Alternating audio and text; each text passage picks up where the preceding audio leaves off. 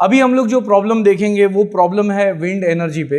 उसमें एक क्वेश्चन दिया है, calculate the rotor radius for a multi blade wind machine at a design speed of 25 kilometre per hour. जो भी data दिया है वो हम लोग पहले लिख लेते हैं। ये जो स्पीड दिया है 25 किलोमीटर पर आवर, ये स्पीड विंड का स्पीड है। इसको हम लोग वेलोसिटी भी बोल सकते हैं और वेलोसिटी v से डिनोट करेंगे।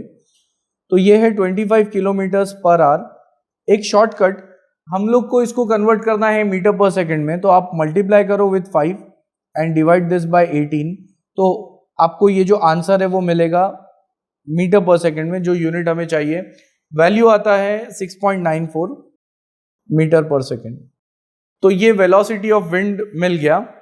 इसके बाद और क्वेश्चन में बोला है the machine operates a water pump, यानी ये जो विंड मिल है इससे हम लोग एक वाटर पंप को ऑपरेट करेंगे, having a capacity of 5.1 meter cube per hour.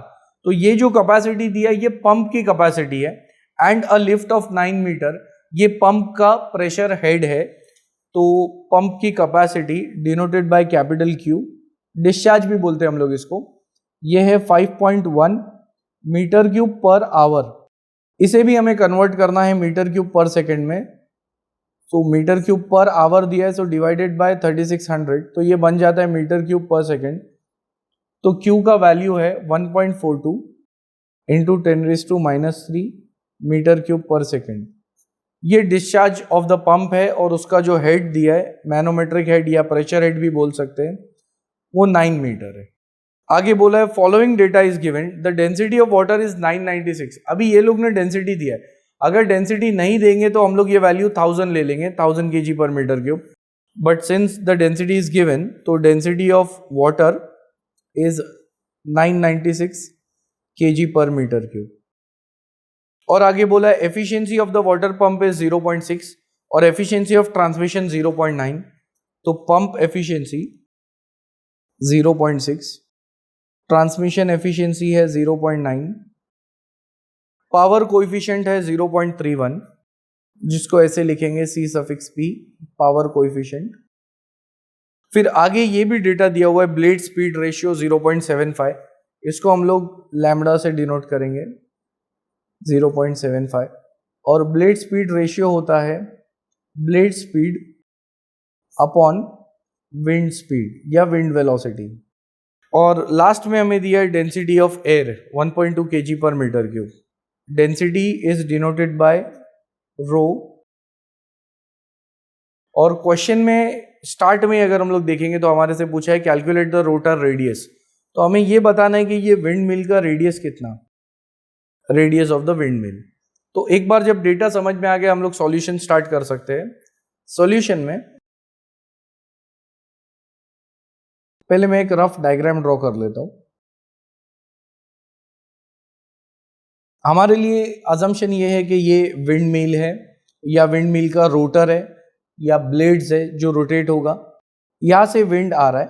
तो विंड के पास जो पावर रहेगा उसको हम लोग बोलेंगे विंड पावर। और जब विंड पावर से ये रोटर रोटेट होना स्टार्ट हो जाएगा तो हम लोग इस पावर को बोलेंगे इनपुट पावर जो रोटर पे है। और जैसे ही रोटर घूमना स्टार्ट हो जाएगा वो पावर ये शाफ्ट को ट्रांसमिट करेगा। तो जब शाफ्ट पे हम लोग ये पावर को देखेंगे तो इसको हम लोग बोलेंगे आउटपुट पावर। और यही वो पावर है जो यहाँ पे वो पंप को ऑपरेट करेगा, जैसा ये क्वेश्चन में हमें बताया था। अब अगर हम लोग देखेंगे ये रोटर क्योंकि सर्कुलर इन सेक्शन है, तो सबसे पहले वहां से स्टार्ट करो। सिंस एरिया ऑफ रोटर, और ये क्रॉस सेक्शन एरिया है, area of rotor is given by, क्योंकि वो सर्कुलर है तो area of a circle πr²। ये हमारा इक्वेशन 1। यानी अगर हम लोग कहीं से एरिया कैलकुलेट करके लेके आते हैं उसको इक्वेशन 1 में पुट करते तो हमें रेडियस ऑफ रोटर मिल जाएगा जो ये क्वेश्चन था। देयरफॉर अभी एरिया हमें किधर से मिलेगा, हमारे पास एक फॉर्मूला है। यहाँ पे ये लोग ने पावर कोएफिशिएंट दिया है तो हम लोग ऐसे लिख सकते हैं power coefficient is given by C∗P। और ये पावर कोएफिशिएंट होता है input power upon wind power. Therefore, power coefficient C∗P और जो विंड पावर है इसका फॉर्मूला आपको याद रखना है, ये होता है हाफ इंटू रो, और ये रो किसके लिए, विंड के लिए, तो एयर का डेंसिटी इंटू एरिया, जो एरिया हमें ये चाहिए, area of rotor, multiplied by velocity का क्यूब। हमें ये फॉर्मूला याद रखना है। अभी अगर हम लोग ये फॉर्मूले में देखेंगे, I am keeping this as, मैं इसको इक्वेशन 2 रखता हूं। अगर डिनोमिनेटर में चेक करना है कि यूनिट क्या आ रहा है, तो आप डेंसिटी का यूनिट देखो, डेंसिटी होता है केजी पर मीटर क्यूब, फिर एरिया का यूनिट है मीटर स्क्वायर, और ये है वेलोसिटी, वेलोसिटी का यूनिट है मीटर पर सेकेंड। तो क्योंकि ये वेलोसिटी का क्यूब है तो ये हो जाएगा meter cube upon second cube. अब हम लोग यहाँ पर मीटर क्यूब और मीटर क्यूब को कैंसिल कर देते हैं और इसको कुछ इस तरह से लिखेंगे, केजी, ये मीटर स्क्वायर है तो 1 मीटर इधर पे आ जाएगा, केजी मीटर, और सेकेंड स्क्वायर को मैं कुछ ऐसे लिख सकता हूँ, सेकेंड स्क्वायर इंटू, अभी यहाँ पे 1 मीटर बचा है वो इधर मैं लिख सकता हूँ, सेकेंड स्क्वायर यहाँ पे आ गया, इधर पे 1 सेकेंड, यानी मैंने इसको कुछ इस तरह से लिखा है। अभी केजी यानी मास और मीटर पर सेकेंड स्क्वायर यानी एक्सेलरेशन, तो मास इंटू एक्सेलरेशन मतलब फोर्स, तो ये जो मुझे यूनिट दे रहा है वो यूनिट हो जाएगा न्यूटन, और न्यूटन मल्टीप्लाई हो रहा है मीटर से, तो न्यूटन मीटर ये हो जाता है जूल, और इसको डिवाइड करना है सेकेंड से, तो जूल पर सेकेंड मतलब वैट्स। तो यहाँ से पता ये चल रहा है कि हमारे पास इधर जो यूनिट आएगा, इनपुट पावर भी हमें जो लेकर आना है वो वैट्स में रखना है, और डिनोमिनेटर का यूनिट वैट्स, इस तरह से ये यूनिट जस्टिफाई हो रहा है।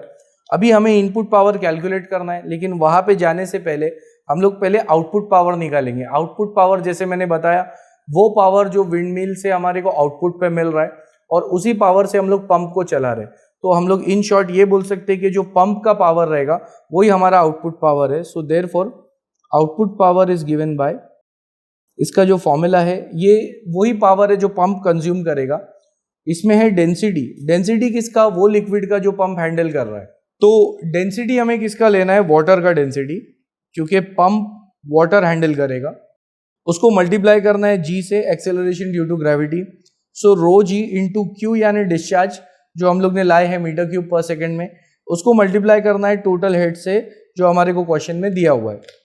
तो ये हमारा आउटपुट पावर है। अभी यहाँ पर अगर हम लोग देखते हैं तो डेंसिटी ऑफ वाटर क्वेश्चन में बोला है 996 केजी पर मीटर क्यूब, जी है 9.81 मीटर पर सेकेंड स्क्वायर, कैपिटल क्यू है 1.42 10⁻³ और कैपिटल एच दिया हुआ है हेड 9 मीटर। तो जब हम लोग यहां से कैलकुलेट करते हैं, अभी इधर से भी जो यूनिट आएगा वो वैट्स में, इसको भी हम लोग प्रूफ कर सकते हैं। रो जी यानी वेट डेंसिटी, इसका यूनिट होता है newton per metre cube, multiplied by capital Q का यूनिट है मीटर क्यूब पर सेकेंड, और ये एच का यूनिट है मीटर। तो यहाँ पर भी हम लोग देख सकते हैं मीटर क्यूब कैंसिल, तो बचा क्या, न्यूटन इंटू मीटर यानी जूल, जूल पर सेकेंड मतलब वैट्स। तो ये पूरा टर्म भी हमें जो यूनिट दे रहा है वो यूनिट है वैट्स। इसका मतलब फाइनली जो आउटपुट पावर आएगा जिसका वैल्यू है 124.87 वैट्स। तो ये हमारा आउटपुट पावर हो गया। अभी जो इनपुट पावर है, इनपुट पावर मतलब जो विंड मिल के ब्लेड्स पे जो पावर है उसे हम लोग ऐसे कैलकुलेट करते हैं कि input power is equal to output power divided by, क्योंकि क्वेश्चन में हमें मेंशन किया है ट्रांसमिशन एफिशिएंसी और पंप एफिशिएंसी, इन दोनों को आप रखो डिनोमिनेटर में जिससे आपका इनपुट पावर बढ़ जाएगा। तो आउटपुट पावर है हमारे पास 124.87, ट्रांसमिशन एफिशिएंसी क्वेश्चन में दिया था 0.9 और पंप एफिशिएंसी है 0.6। तो हमें यहाँ से इनपुट पावर मिलता है और इसका वैल्यू है 230 वैट्स। अभी जैसे ही हमें इनपुट पावर यहाँ पर मिल गया, हम लोग ये इनपुट पावर का वैल्यू रखेंगे इक्वेशन नंबर 2 में, जहां से हमें एरिया मिल जाएगा। सो देयरफॉर इक्वेशन 1 में लेफ्ट साइड में है सीपी, सीपी का वैल्यू है 0.31 power coefficient is equal to, numerator में हमारे पास इनपुट पावर है 230, हाफ डिनोमिनेटर में रो ऑफ एयर यानी एयर का डेंसिटी क्वेश्चन में दिया है, एयर का density 1.2 kg per metre cube into area into velocity का क्यूब, वेलोसिटी है 6.94 मीटर पर सेकेंड, तो इसका क्यूब कर देंगे और यहां से जब हम लोग सॉल्व करेंगे हमें एरिया ऑफ द रोटर मिल जाएगा, वो आंसर है 3.70 मीटर स्क्वायर। तो जैसे ही एरिया ऑफ रोटर हमें मिल गया, पुट एरिया इन इक्वेशन 1। तो इक्वेशन 1 में area is equal to pi r square, यहां से हम लोग सॉल्व करेंगे, हमारे को रेडियस का आंसर मिल जाएगा, वो आता है 1.085 मीटर। तो ये हमारा फर्स्ट आंसर है। और रेडियस की हेल्प से हम लोग चाहिए तो रोटर डायमीटर भी निकाल सकते हैं। सो देयरफॉर रोटर का डायमीटर वो होता है ट्वाइस ऑफ रेडियस। ये आंसर आता है 2.17 मीटर, यानी हम लोगों ने रोटर का जो डायमीटर है वो भी कैलकुलेट कर लिया। अभी यहाँ पे इस क्वेश्चन में ब्लेड स्पीड रेशियो भी दिया था, उसका यूज करके हम लोग इस विंड मिल का आरपीएम निकाल सकते हैं, रोटेशनल स्पीड। तो ऐसे लिख सकते हैं, therefore the blade speed ratio और द ब्लेड टिप रेशियो ये होता है lambda, it is equal to the blade speed upon the wind speed. और जो ब्लेड का स्पीड है उसको सपोज मैं डिनोट कर रहा हूं यहाँ पे c से, और जो विंड का स्पीड है denoted by v, that is the velocity. Therefore जो c है यानी रोटर का जो स्पीड है उसको हम लोग ऐसे लिख सकते हैं, angular velocity multiplied by radius upon जो वेलोसिटी ऑफ द विंड है वो क्वेश्चन में दिया है। तो यहाँ पर अभी वैल्यूज पुट करते हैं। लैम्डा का वैल्यू है 0.75, ओमेगा यानी ब्लेड का angular speed, angular velocity, radius अभी हमें मिल गया 1.085, और वेलोसिटी क्वेश्चन में दिया था, वेलोसिटी ऑफ द विंड वो था 6.94 मीटर पर सेकेंड। तो यहाँ से ओमेगा वैल्यू मिल जाएगा जो है 4.80 रेडियन पर सेकेंड। अब इधर से हम लोग ऐसा लिख सकते हैं कि ये जो वैल्यू है this is also equal to 2 pi n upon 60। तो यहाँ पे हम लोग ओमेगा का वैल्यू रखेंगे तो हमें कैपिटल N मिल जाएगा, और देयरफॉर वो जो कैपिटल N का आंसर है वो है 45.81 आरपीएम। तो ये हमारा सेकेंड आंसर है, आरपीएम ऑफ द रोटर। तो अगर हम लोग ने क्वेश्चन देखा, वहां पे दो क्वेश्चंस पूछा था, रेडियस और आरपीएम। आरपीएम तो हम लोगों ने निकाला ब्लेड स्पीड रेशियो से, तो ये रोटर का हमें डायमीटर भी मिल गया और इसका स्पीड भी मिल गया, और यहाँ पर ये प्रॉब्लम कंप्लीट हो जाता है। At the end, if you'll find my videos helpful, you can like, share, comment and subscribe our channel and share it amongst your family and friends. Thanks for watching.